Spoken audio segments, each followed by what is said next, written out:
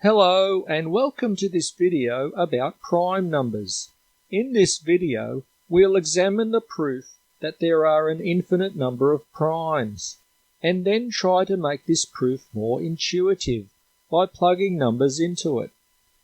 We'll prove this by contradiction, supposing that there is a maximum prime number called Pn, meaning that it's the nth prime number.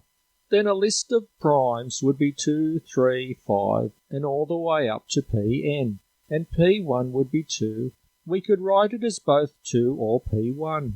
I've decided to use the actual number to make this proof look more concrete. We'll construct a new number x that would be equal to the multiple of all these primes, and with 1 added onto the end. This would create a number that none of these primes could divide. I'll just write this down more formally using math symbols. And so it is a contradiction, because if we had a maximum prime, then all the other numbers would be divisible by at least 2 of these primes. So I wrote a little contradiction symbol at the bottom, with the end of proof square. Now let's have a closer look at this proof. X will also be a multiple of some other primes, or could be a prime itself. And all of these primes are unequal to any of the primes in the list that we started with. And the least of these primes must be greater than the first list of primes, because the list of primes that we started with contain all of the primes in order, and there is no prime left out. And we could order all of these primes called Q so that they are in order of size. So the first one will be greater than all of the other smaller primes. And so I'll write this down in English. Now to start plugging in some numbers, we'll start with the smallest list, which is just 2. If we get the multiple of all the primes in this list, we'll just get 2, and then we'll add 1 to it so as to get x. And so x is 3, which is the next prime number. Let's try the next smallest list, which is 2 and 3. We'll plug this into the formula for x to give us this expression.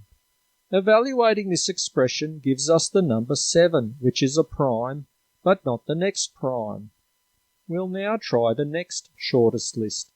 We'll plug this list into the formula for x, which will give us this number, which is a prime, and a much larger prime. There are lots of primes between 31 and 5. I'll just write these 3 results up the top of the screen here. So now to look at what x is for the list of first 4 primes. And it's 211 and still a prime number. Now to look at the next list of primes. And even though it is large, it is still a prime number. We'll look at the next list of primes. And this is what x is for this list of primes. And this is the first x that can be factorized into different primes. I've circled the smallest prime here. This prime is larger than all the other primes in this list.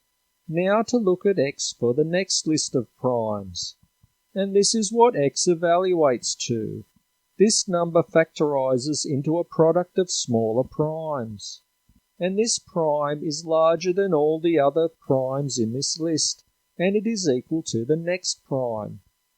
I've evaluated x for the next list of primes. It factorizes into this product of primes, and I've circled the smallest prime. And like before, the smallest of these primes is larger than all of the other primes on this list.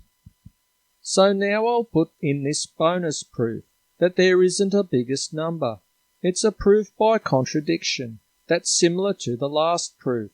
We'll assume that n is the biggest number. Then n plus 1 is a number bigger than n, which is a contradiction. N plus 1 is a member of the integers, reals, and rationals, because of the closure and existence of 1 axioms. I've heard some mathematicians hint that there is a biggest number, so here it is, the proof that there is no biggest number. We'll always find a number 1 bigger than any number we can name. So I hope that you have found this video helpful and interesting and maybe even exciting. Please click like and subscribe if you did. Please leave some helpful thoughts in the comments, and thank you for watching.